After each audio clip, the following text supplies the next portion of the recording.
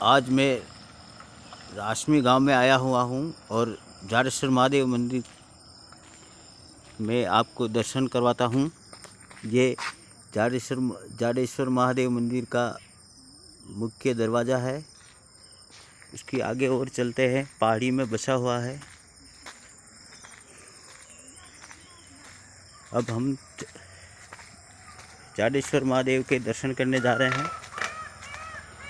यहाँ पर हर साल लाखों लोग भक्त दर्शन करने के लिए आते हैं।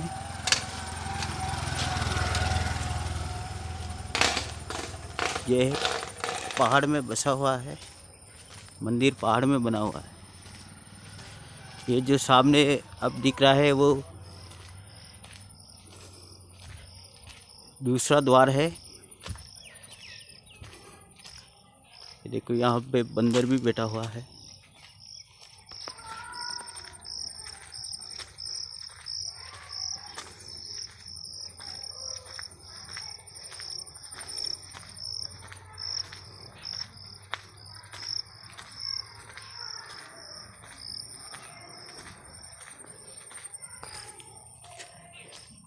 ये जाडेश्वर महादेव जी का कैलाश द्वार है। ये दूसरा द्वार है।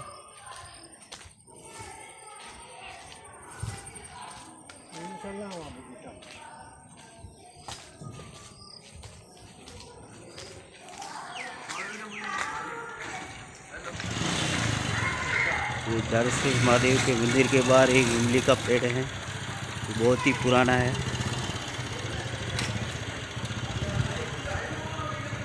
ये आगे चबूतरा बना हुआ है।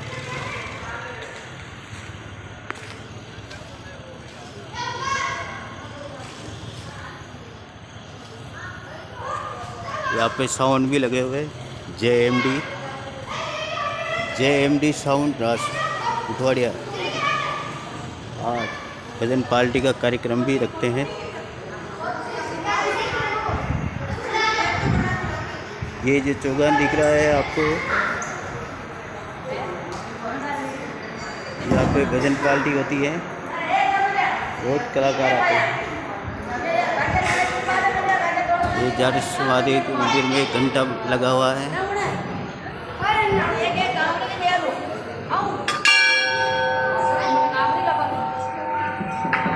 ये इधर हनुमान जी बैठे हुए हैं, हनुमान जी।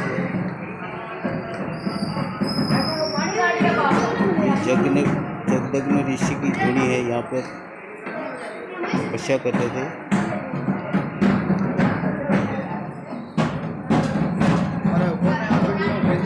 ये जाडेश्वर महादेव जी का मेन मंदिर है, मुख्य द्वार है। लोग वहाँ दर्शन करके आ रहे हैं। आज बड़े सावन महीने में तीसरा सोमवार है, बड़ा सजावट की गई है।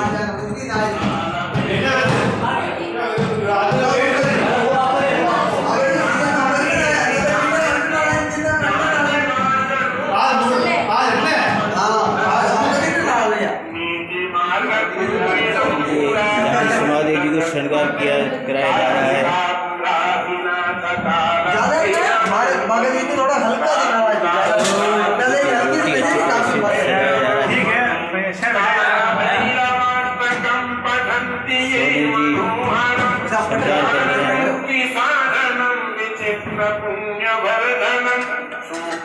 महादेव की मूर्ति है।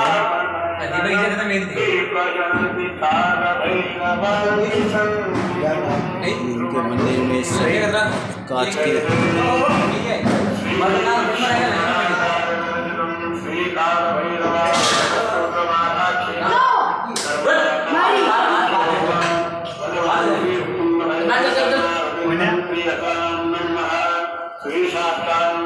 जाडेश्वर महादेव जी के दर्शन के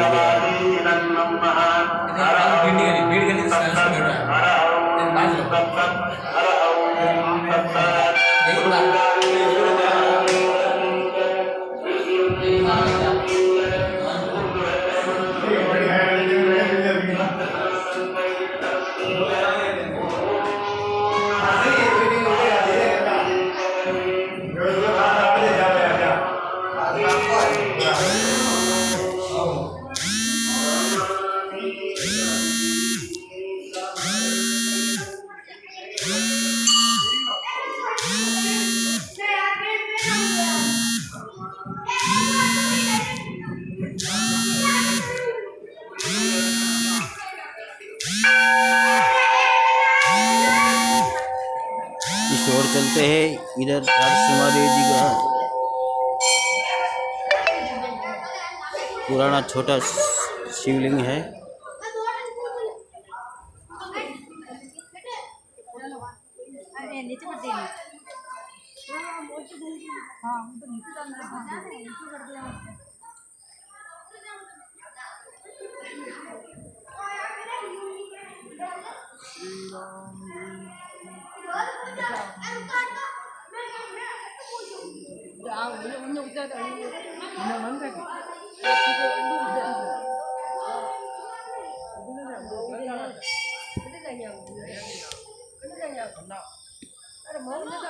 ये जाडेश्वर महादेव जी का कुंड है। ये झरना सावन महीने में झरना चलती है यहाँ पे।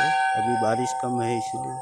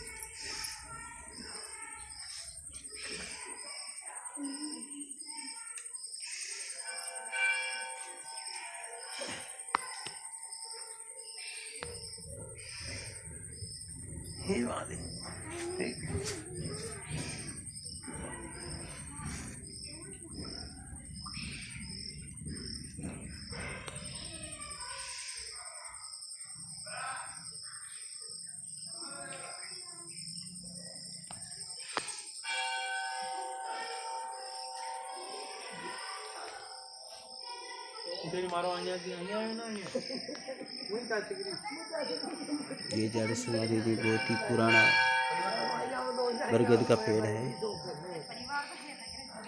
बहुत ही बड़ा है।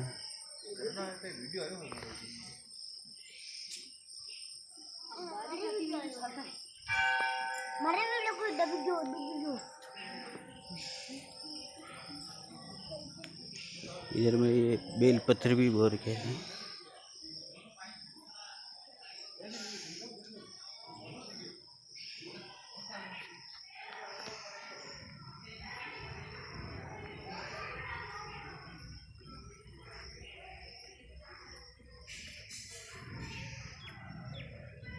ये बंदर अनाज चुग रहे हैं।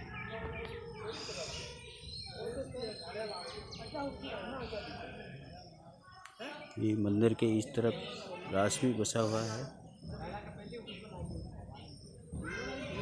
इसके मंदिर के पीछे एक पहाड़ है।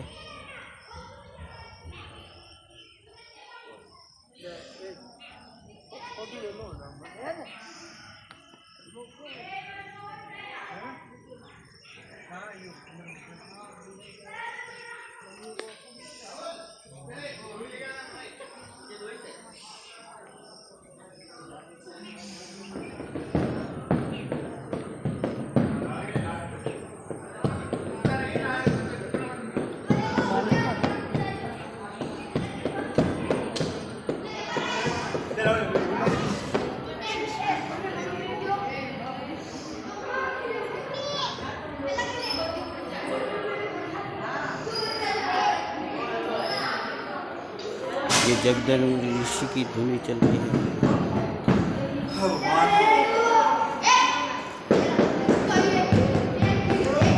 श्रद्धालु बैठे हुए हैं।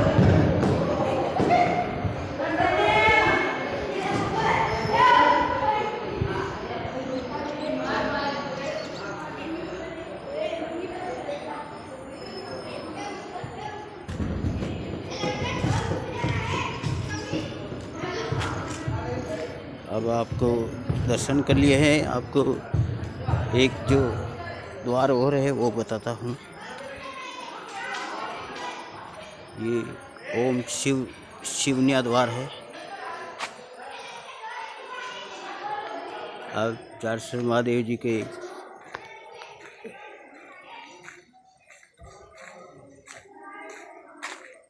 यहाँ पे बैठने के लिए, घूमने के लिए और पार्क बना हुआ है। इधर चलते हैं। वापस कैलाश द्वार की ओर निकलते हुए।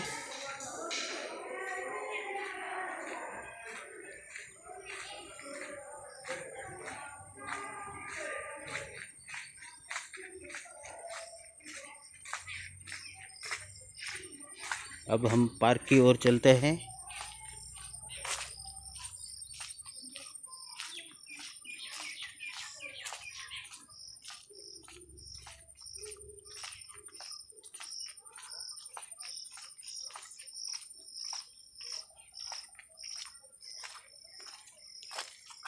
ये पार्क बना हुआ है और ये काफी बंदर बैठे हुए हैं।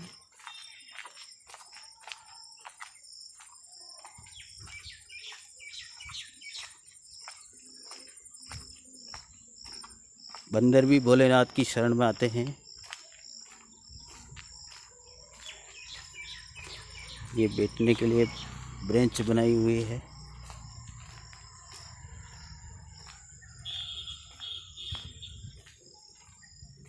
सावन के महीने में अगर आप घूमना आना चाहते हो तो जाडेश्वर महादेव जी अवश्य आइएगा। चित्तौड़ जिले के राशमी गांव में है।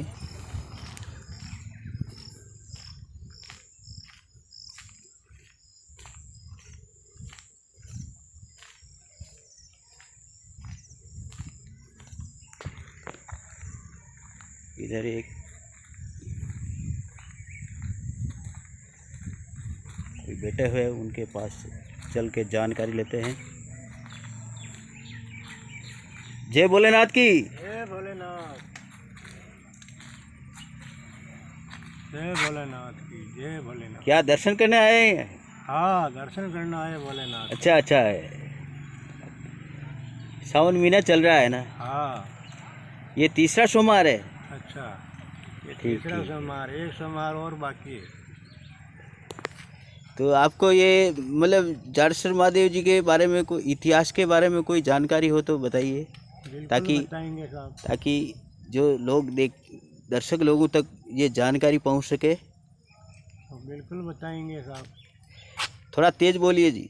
बिल्कुल बताएंगे इनकी जानकारी, भोलेनाथ की जानकारी जरूर बताएंगे, जाडेश्वर महादेव की। तो इन्होंने मतलब इनकी स्थापना किसने की और कितने सालों पुराना है ये मंदिर, और यहाँ पे कौन कौन तपस्वी रहते थे? सब बताएंगे साहब। ठीक है, तो आपका जो इतिहास चालू करिए। इतिहास चालू करते हैं साहब इसका, जाडेश्वर महादेव का। यहाँ पे पुराने समय में जगन ऋषि तपस्या करते थे। ठीक है। जगन ऋषि तपस्या करते थे और जगन ऋषि की घर में से उनकी औरत का नाम था रेणुका जी। रेणुका और मेनका दोनों बहनें थी। ठीक है। तो रेणुका का विवाह जगन ऋषि के साथ हुआ था। ठीक, मैं भी आपके पास बैठ जाता हूँ। हाँ, बैठ जाओ। और मेनका का विवाह हुआ था शस्त्रा बहू से। ठीक है। तो यहाँ इधर वीडियो नहीं आएगा। हाँ बोलिए। तो फिर यहाँ क्या, जब जगन ऋषि तपस्या करते थे तो जगन ऋषि के एक संतान हुई थी। ठीक है। वो संतान परशुराम जी थे। ठीक। तो परशुराम जी जन्म से मतलब 3 दिन के थे और वो तपस्या करने के लिए चले गए थे।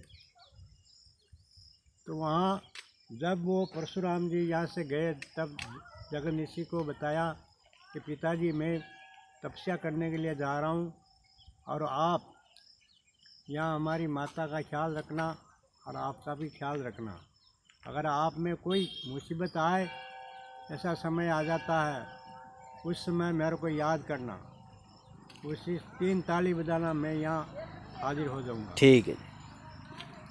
तो फिर इसी के बाद जगन ऋषि की जो रेणुका थी वो हमेशा नया बर्तन बना के पानी लाती थी बनास में से, रेत का मटका बनाती और वहाँ से पानी भर के लाती जी।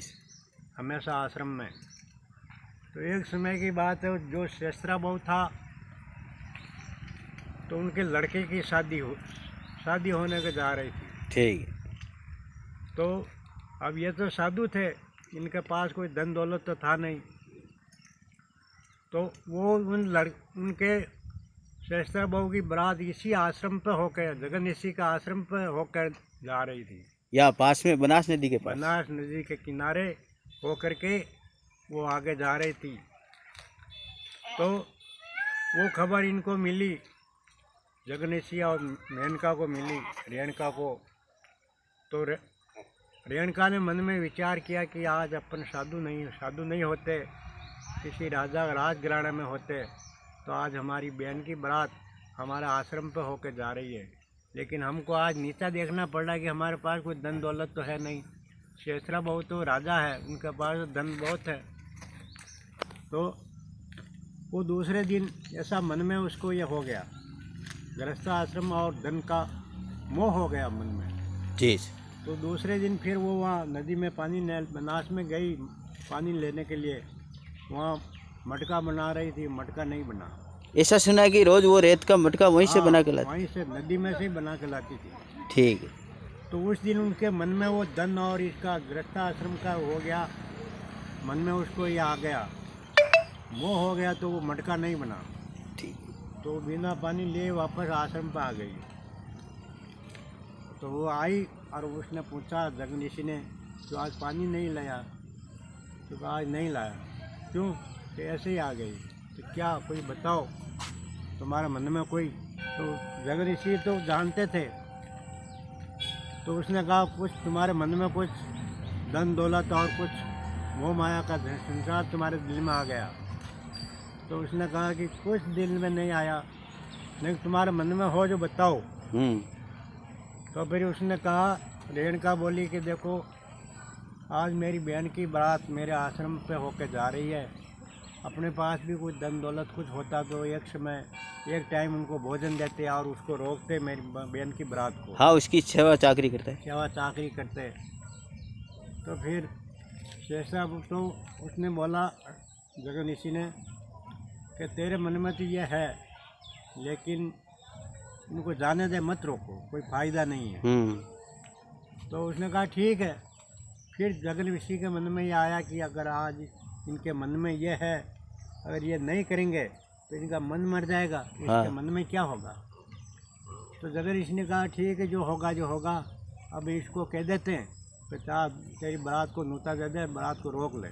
ठीक है। तो जगन ऋषि ने कहा कि जाओ तुम्हारी बारात शेषरा बहू को बोल दो, नूता डरा दो कि एक समय का भोजन हमारा आश्रम पर करना होगा, हमारा आश्रम पर आज का भोजन यही शाम को यही खाना। ठीक। तो उसने नौता दे दिया शेषरा बहू को।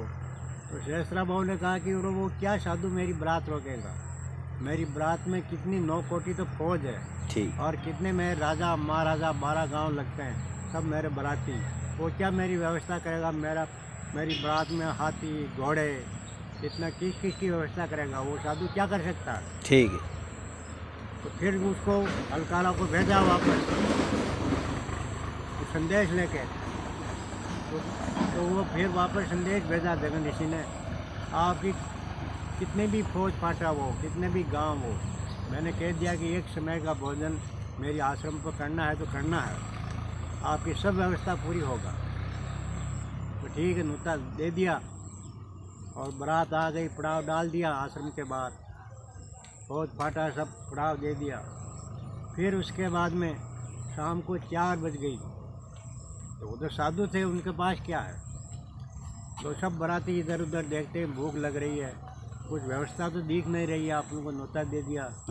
और वो साधु तो अपने कुटिया में बैठा हुआ है। फौज बाराती को क्या खिलाएंगे? बाराती को भूख लग रही है, तो इधर उधर घूमते देखते हैं, यहाँ तो ना तो कोई बत्ती है, ना कोई व्यवस्था, ना कहीं भोजन बन रहा, कुछ है ही नहीं। हाँ।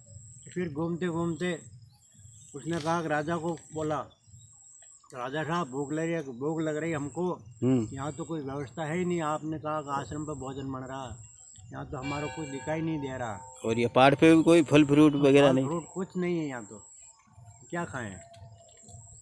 तो जब उसमें वो नावी था बारात के अंदर, हाँ, तो नाव को बोला तो जाओ पता लगाओ भोजन में कितनी देर है। सब बाराती सब भूखे हैं, भोजन के लिए बोल रहे हैं। तो वो गया, उनको पूछा जाके जगन्नाथ को कि महात्मा जी भोजन में कितना टाइम लगेगा, हमारे बाराती सब भूख लग रही है। हाँ, विलाप कर रहे हैं। विलाप कर रहे हैं भूख के मारे, कितना टाइम है? क्योंकि भोजन तैयार है, बिठाओ, पंगत लगाओ, हाँ, भोजन तैयार है आपको, जब तैयार है भोजन हाँ, तो बिठाए, तो बिठा दो। तो सब फौज फाटा को बिठा दिया। और फिर उसने तो फिर जगन्नाथ वहाँ से उठे, हाँ, अपनी कुटिया के साइड में जाके किनारे हाँ, उसने एक मंडप बनाया, हाँ, और उसमें सीढ़ी लगाई, और उसमें एक आदमी को, उनके आदमी को खड़ा कर दिया, जगन्नाथ के आदमी को, ठीक है, अंदर रथ के भंडारे के अंदर। और बोला कि कोई आदमी इधर नहीं जाएगा, आपको सामान चाहिए, हाँ, वो बोल देना, हम पहुंचा देंगे और पहुंचा देंगे। ठीक है। सब वहाँ से सब भोजन 36 भोजन बना हुआ, सब वहाँ से भर भर के दे रहे हैं, पहुँचा रहे हैं। बाराती लोग जिम रहे हैं, सब बाराती लोग जिम गए, फौज फाटा पूरी जिम गई, उनके 12 गांव का नोता पूरे सब जिम गए। और बाद में सब जिमने के बाद में जो शेस्त्रा और उनके यार दोस्त राजा महाराजा 10-20 आदमी बच्चे खाली सब। तो जगदीश ने पूछा कि भाई आपके भोजन हो गया? तो कि हमारे बाराती लोग, हमारे 12 गांव और फौज फाटा सब निपट गए, अब कौन बाकी रहे? तो हम रहे सब। तो उसमें नाई था, वो इधर उधर घूमता और देखता है। नाई चतुर होता है ना? नाई चतुर होता है, तो वो सब उधर सीढ़ी के चारों तरफ घूमता है, देखता है, साला इधर कुछ दिखाई नहीं दे रहा, ये सामान निकाल के दे रहा, कहाँ से आ रहा? हाँ, मेरे को यार ना तो बर्तन दिखाई दे रहा, ना कोई आदमी दिखाई दे रहा, यार ये गोमटी में से भर भर के दे रहा है। ये तो कोई मंत्र, जादू मंत्र कोई है। न कोई सीढ़ी है इसके अंदर, इस साधु के पास। तो वो नाई वहाँ से गया शेस्त्रा बहू के पास, उसने कहा कि राजा साहब, इस साधु के पास बहुत भारी सीढ़ी है, ये चीज़ अपन को लेना है। हाँ। इससे अगर ये चीज़ लेना है तो अपन को वो भोजन के लिए बुलाएगा। हाँ, तो आपने इनकार कर देना, हम भोजन नहीं करेंगे। सही। तो पूछेगा नहीं करेंगे तो कारण? तो जब हम भोजन करें, हाँ, तुम्हारे यहाँ जो तुम्हारे इसमें जो वह चीज़ है सीधी, वो हमको दो तो हम भोजन करें, हाँ, वरना नहीं तो हम तुम्हारे आश्रम से भूखे ही चले जाएंगे। ठीक है। तो फिर वो कहेगा कि 12 गांव को न्योता दिया, जिमा दिया, फौज फाटा बारात पूरी जिम गई, अगर ये 10 आदमी नहीं जिमेंगे तो हमारा अपमान हो जाएगा। हाँ, जितने जिम्मे ये भी बराबर हो जाएगा। हाँ। इसका कोई मतलब ही नहीं है। सही। तो फिर जगन्नाथ ने कहा कि लो पधारो, आप सब जने जितने भी बाकी हो और अपन साथ में बैठ के भोजन करें। तो उसने कहा, शेषरा बहू बोला कि हम भोजन नहीं करेंगे यहाँ। तो कारण ये कि यही है कि जो आपके पास ये चीज़ है हमें दो तो हम भोजन करें, वरना भोजन नहीं करेंगे, हम भूखे ही चले जाएंगे। तो जगन्नाथ ने कहा कि भाई कि ऐसा क्यों? तो नहीं, ऐसे ही होगा, देना है तो दो, नहीं तो हम चले जाएंगे, हम तुम्हारे यहाँ आश्रम में भोजन नहीं करेंगे। तो जगन्नाथ ने कहा कि अब ये अगर मेरे आश्रम से सब जिम गए और ये नहीं जिमेंगे, इसके पीछे सब हुआ है, अगर ये भोजन नहीं करेंगे चले जाएंगे तो हमारा क्या हुआ, ये सब बेकार हो जाएगा, अपमान हो जाएगा। अपमान हो जाएगा कि हमारा ये जगन्नाथ का आश्रम से भूखे गए, पूरी बारात भूखी गई, ऐसा बदनाम हो जाएगा मेरा। हाँ। तो अब क्या करूँ? तो फिर जगन्नाथ ने कहा कि ठीक, जो होगा जो देखा जाएगा, क्या करें, मजबूरी है। तो जगन्नाथ ने कहा कि शेषरा बहू जा, ये चीज़ दी तेरे को है जो। वो चीज़ क्या थी? मतलब वो कामधेनु गाय थी। हाँ, कामधेनु गाय की सीधी वो उसमें लगा रखी थी। तो उसने कहा जो इसके अंदर चीज़ है वो तो आपको दी, आप भोजन करो। उसने भोजन किया।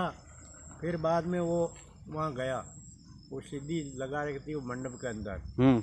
तो हम उसके अंदर कामधेनु गाय थी। तो कामधेनु गाय क्या है कि ऐसे पापी कपटियों के वश में नहीं आती है। तो उसने क्या किया, जब शेषरा बहू ने वहाँ पग रखा और वहाँ से गाय ने उड़ान कर दिया। हाँ। आकाश की तरफ उड़ गई। ठीक है। तो फिर शेषरा बहू ने उसको बाण लगाया। तो बाण लगाया तो गाय के बाण लगा, गाय नीचे गिर गई। गाय नीचे गिर गई, गाय नीचे गिरते ही उनके खून चालू हो गए। फिर उस गाय का पूरा अंग अंग काम आया काम देने का। हाँ। जो उनके कान थे, हाँ। उसकी तम्बाकू के पान बने। हाँ। जो उसका खून था उसकी मेहंदी बनी। ऐसे मतलब कुल मिला के उनका सब काम आया। हाँ। उसका अंग अंग काम आया गाय का।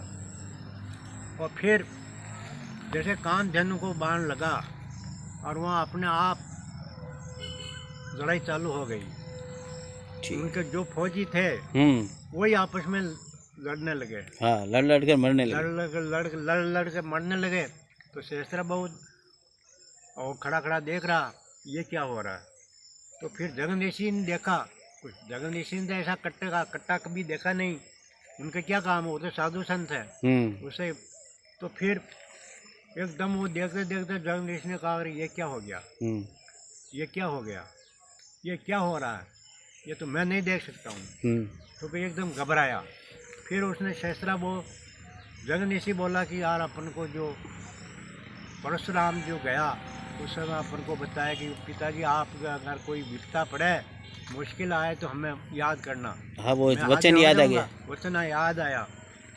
तो जगन्नेशी ने 3 ताली बजाई। हाँ। परशुराम परशुराम परशुराम। परशुराम जी वहीं प्रकट हो गए। प्रकट हुए और इधर उधर देखा तो उधर तो कट्टा चल रहा। तो फिर उसने तो परशुराम जी ने पूछा पिताजी ये सब क्या हो रहा है, ये किसने किया। हाँ। तो जगन्नेशी ने वो शुद्ध आइन बुद्ध और उठते ही दबाव गुस्से में बोल दिया कि मैंने कुछ नहीं किया, जो किया तो तेरी माँ ने किया, तेरी माँ जाने, मैं कुछ नहीं जानता हूँ। हाँ। तो फिर परशुराम जी का परसा उठा, उठते ही उसकी माँ सामने खड़ी थी। जैसा परसा चला ऐसे ही उसकी माँ की गर्दन कट गई। तो माँ की गर्दन पर जा गिरा। माँ की गर्दन कटते ही वो नीचे नहीं गिरी। हाँ। परशुराम जी को वो शुद्ध बुद्ध नहीं था कि मैं परसा कहाँ चला रहा हूँ। हाँ।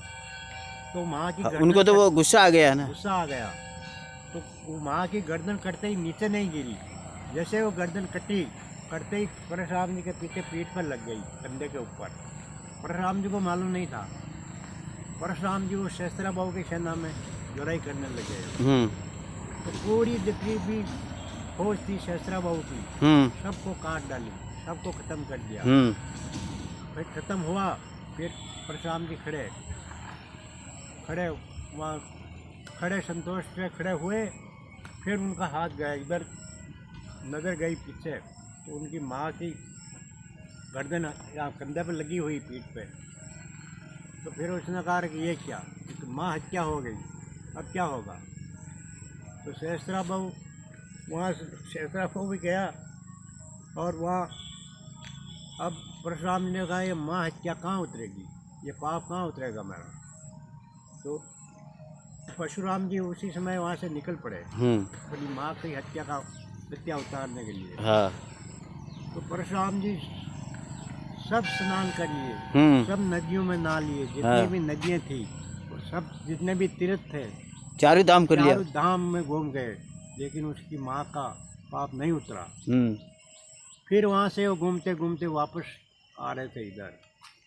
तो बनास के किनारे एक गांव है, हाँ, गुड़दिनिया। तो उसका नाम अभी तो उसको कहते हैं गुड़दिनिया, लेकिन उसका सही नाम है गौजनिया गांव। गौजनिया, ठीक है। जब से उसका नाम, गांव का नाम गौजनिया वो कहते हैं, अभी उनको बोलते हैं गुड़दिनिया। गुड़दिनिया नहीं, गौजनिया। तो वह बरसात का टाइम था, सावन भादों का महीना। परशुराम जी बारिश गिर रही है, वो नदी के किनारे घूमते, बनास के किनारे किनारे वहाँ गांव के अंदर, गांव के बाहर आए। मतलब उन्होंने चारों धाम कर लिया, माँ का सिर नहीं उतरा तो वो निराश होकर बैठ गए वहाँ। हाँ। एक बड़ का झाड़ था, हाँ, गांव के बाहर। वहाँ एक बड़ के झाड़ के नीचे बैठे थे। तो बड़ के झाड़ के नीचे बैठे थे तो वहाँ एक गायें थी, एक बाड़ा बना हुआ था। हाँ। और वहाँ एक गायें बंधी हुई थी, अंदर गायें थी अंदर। तो गायों के अंदर एक बच्चा था। हाँ। तो बच्चे को उस मालिक ने दिन में किसी को बेच दिया था। तो उस दिन उसको ले गया नहीं। हाँ कहा कि मैं कल आऊँगा वापस, फिर इसको मैं लेके जाऊँगा। हाँ तो शाम को वो अपनी जो उसकी माँ थी बच्चे की, वो बच्चे को बोल रही कि बेटा तेरे को भी आज तेरे मालिक ने बेच दिया है और कल तेरे को वो लेने के लिए आएगा। हाँ तो वो बच्चा बोला कि माँ मेरे को लेने के लिए आएगा तो मैं जाऊंगा उसके साथ, हाँ जंगल में जाकर उसको मार के वापस आ जाऊंगा। तो गाय बोली कि नहीं, वापस मत आना, हाँ उसको मारना मत, चले जाना, जा ले जाए वहाँ, चले जाना। नहीं माँ मैं मार के वापस आऊँगा। तो कि नहीं, नहीं आना। तो ठीक है। तो सवेरा हुआ और उसको लेने के लिए आ गया। उसको रस्सी से पकड़ा, वो बंजारे को बेची थी। बंजारे को बेच दिया। तो बंजार आया रस्सी लेके, उसको पकड़ा और लेके जा रहा था। हाँ चला गया जंगल में, और जंगल में गया और उसने उस केल्डे ने उस बंजारों को मार दिया। मार के फिर वापस आ रहा था धीरे धीरे।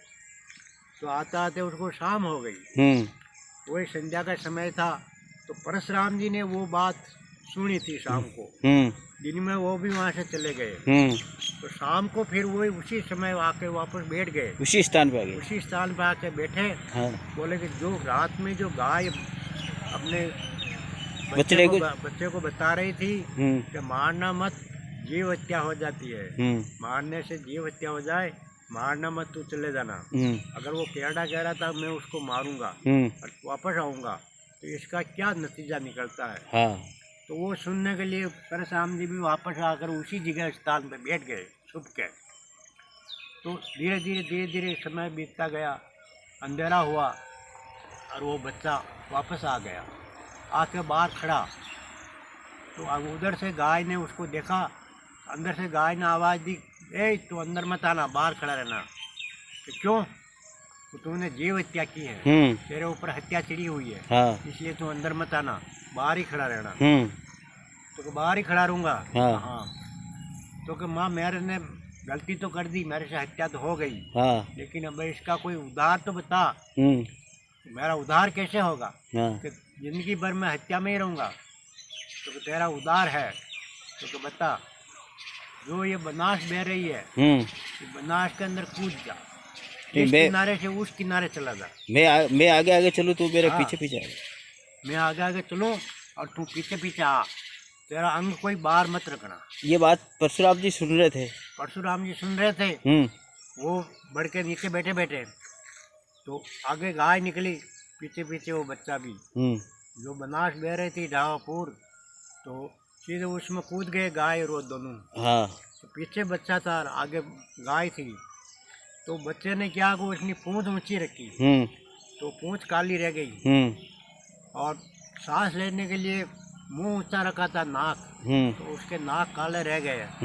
और वो उस किनारे निकल गए। तो उसका पाप वहाँ उतर गया। पाप उतर गया उसका। वो वापस काला रंग का काला हो गया था, एकदम वापस सफेद जग हो गया वो।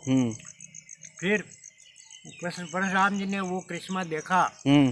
फिर वहाँ से परशुराम जी भी निकले, जाकर उस बनास के अंदर कूद गए, बनास में कूदे। तो बनास के कूद के वो पूरे पानी में उसने अंग बाहर नहीं रखा, इस किनारे से उस किनारे चल जा रहे थे। हाँ। तो जाते जाते नदी के उस किनारे निकलते निकलते उसकी माँ का शीश फूटा बनास के अंदर। हाँ। तो वहीं पानी में गिर गया। और परशुराम जी उस पार हो गए। बाहर जाकर देखा तो उसकी माँ का शीश पानी के अंदर रह गया, उसका पाप वहाँ उतर गया। तो उस जगह परशुराम जी की 5 पीढ़ी बनी है। तो जब उस गांव के, वो जो गांव है, तो वहाँ पहले गांव का नाम था खाली कुंडिया। कुंडिया का गांव नाम से प्रसिद्ध है। फिर वहाँ परशुराम जी का माँ का सिर पाप उतरा, उस जगह आज मातृ कुंडिया लग गया। ठीक है, मातृ कुंडिया कहते हैं, मातृ कुंडिया। और वहाँ पे वो मंगलेश्वर महादेव की मंदिर की स्थापना। हाँ, वहाँ मंगलेश्वर महादेव के सामने जो गंगा माता का मंदिर है, उसके सामने परशुराम जी की पेड़ी, परशुराम जी की, जहाँ परशुराम जी की माँ का शीश उतरा, उसी जगह आज उसी में शिवलिंग बना हुआ है, अंदर पानी के अंदर, मातृकुंडिया के अंदर। और ठीक गंगा माता के मंदिर के सामने वो 5 पेड़ी परशुराम जी की बनी हुई है, परशुराम की।